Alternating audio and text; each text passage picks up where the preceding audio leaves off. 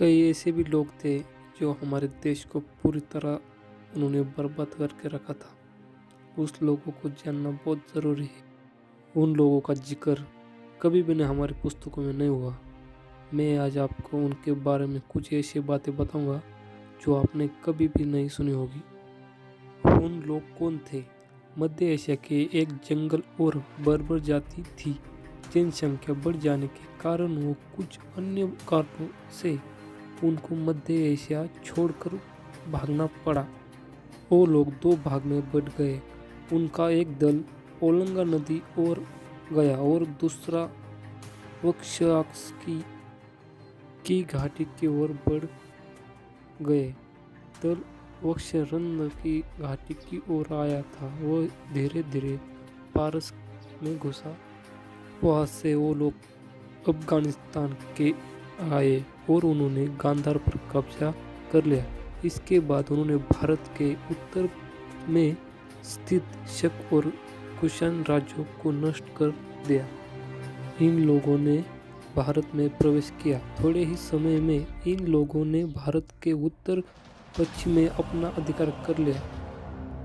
भारत पर आक्रमण। भारत पर हुनों का पहला आक्रमण 408 ईसा में हुआ। उस समय में गुप्त सम्राट कुमार गुप्त गद्दी पर था। उसने युवराज स्कंद गुप्त को हुनों का सामना करने का उत्तरदायित्व सौंपा। स्कंद गुप्त ने हुनों को बुरी तरह पराजित कर दिया। इसी विजय के बाद में उन्होंने विष्णु स्तंभ बनाया। आज हम उसको कुतुब मीनार कहते हैं।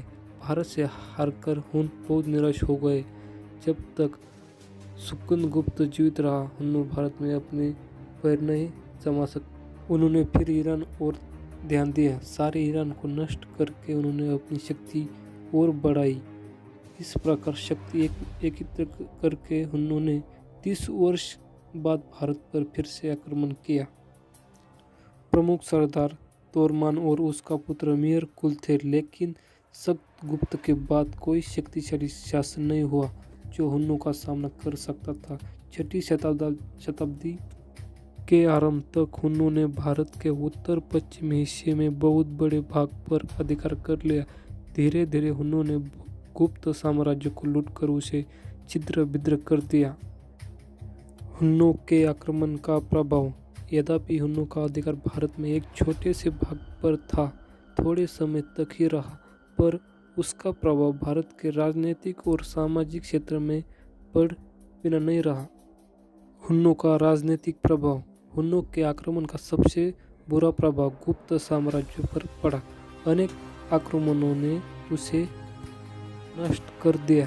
स्कंदगुप्त के समय में हुनों को पहली बार करारी हार खानी पड़ी। जब तक स्कंदगुप्त जीवित रहा, हुनों की दाल नहीं गल पाई, पर उसकी मृत्यु के बाद ऐसी शक्तिशाली गुप्त शासक नहीं हुआ जो उनका सामना कर सकता था। हुनों ने सम्राट का मृत्यु का लाभ उठाया और विशाल गुप्त साम्राज्य नष्ट हो गया। इतना ही नहीं, गुप्त साम्राज्य के नष्ट होने से भारत की राजनीतिक एकता भी नष्ट हो गई और सारा साम्राज्य छोटे छोटे टुकड़ों में विभाजित हो गया।